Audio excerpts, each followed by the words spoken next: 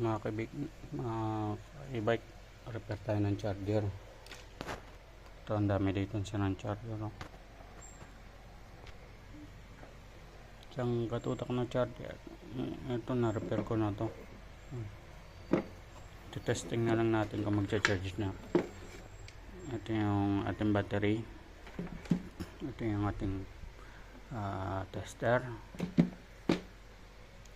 Ayan, titingnan natin kung mag-work na siya.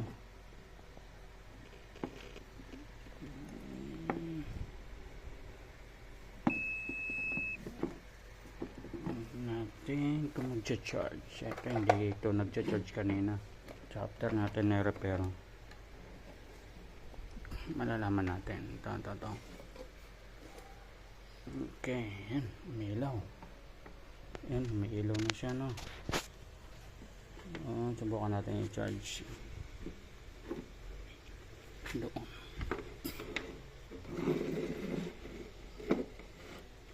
Ito, yan, no? Okay, charge natin. Subok.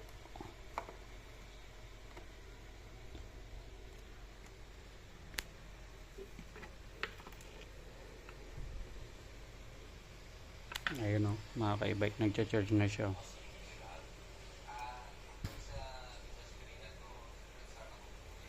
Ayun, nagcha-charge siya.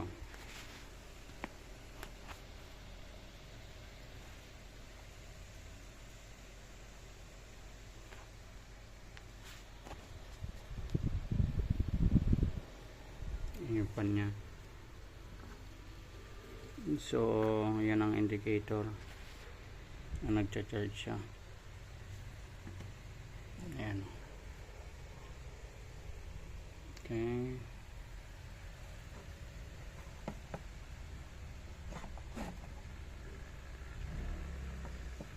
Ayan yung board nyo.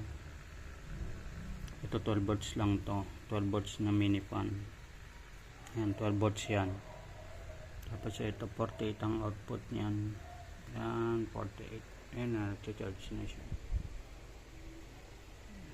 48 volts. Ayan.